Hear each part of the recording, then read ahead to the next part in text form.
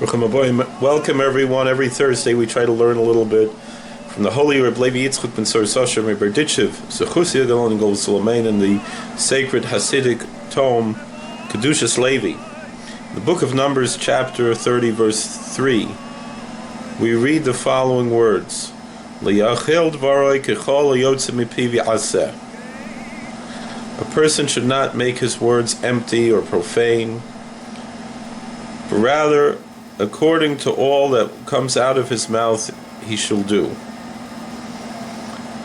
The Kedushas Levi has a beautiful homiletical understanding of these words. He says, Misha'ena oise diburei chulin, someone who does not make his word profane, doesn't make his words empty, ose tikunim, he performs great rectifications, b'chol hayotze mipiv, with every word that comes out of his mouth.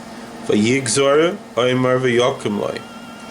when he makes a decree, he says it and is fulfilled for him. Tzaddik moishel b'yiras Elokim, the saint controls the fear of God, al yedei shmiras bris haloshen, through keeping the covenant of the tongue.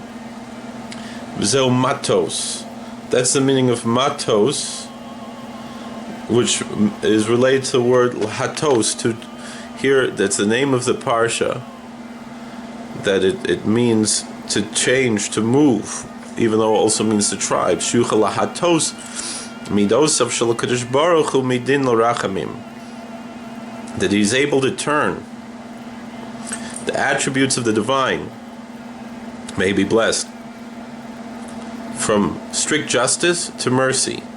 And so that's the meaning, that if someone does not make his words empty, he's careful with the way he speaks, then everything he says will be fulfilled, his prayers will be answered.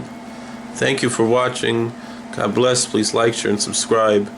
And may all of our prayers be answered for good, for life, and for peace. Amen.